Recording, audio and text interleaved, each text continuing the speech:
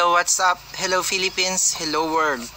Magko-comment na naman tayo dito sa isang viral video about dito sa pagkanta ni Attorney Glenn Chong sa mga naganap nung nakaraang eleksyon at kung sino ang pinapatutsadahan niya.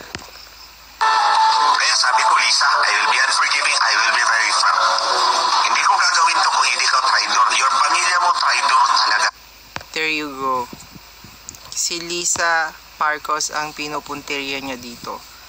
Tungkol to dun sa nangyari nung eleksyon about sa Smartmatic. At sila magkakampi dati pero ngayon ewan ko ba't nagtatalo-talo na sila. Hindi lang ako ang trainer mo.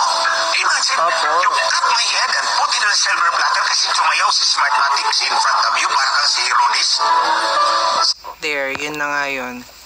Kasi di ba yung kanilang aligasyon or yung kanilang sinasabi na kinausap nga ni Lisa Marcos yung Smartmatic kaya nanalo si Ferdinand Marcos nung eleksyon. Si Maharlika, ganun din. Nagsuporta yan sa kanila mula pa noong 2016. Tapos pinagpalit ng iba. There you go. Pati si Maharlika na ipasok dito. Sila kasi yung mga kakampi nila dati. Sila yung mga sumuporta. Sila rin yung mga dahilan siguro kaya nanalo to si Marcos.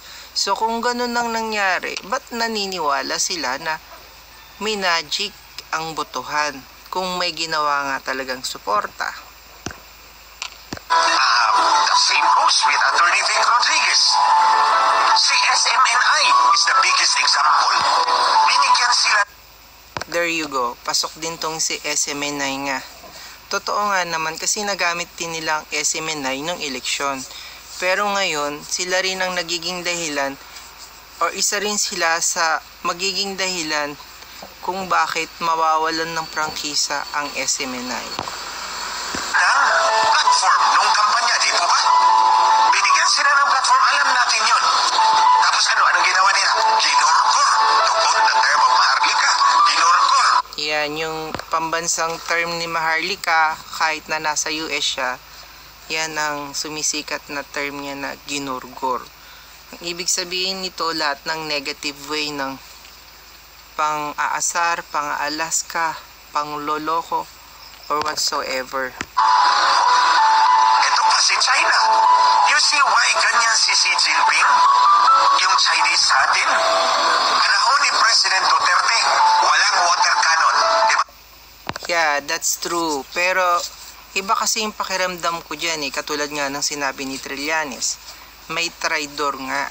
Lumabas na rin sa investigasyon yung traidor na yan regarding dito sa West Philippine Sea.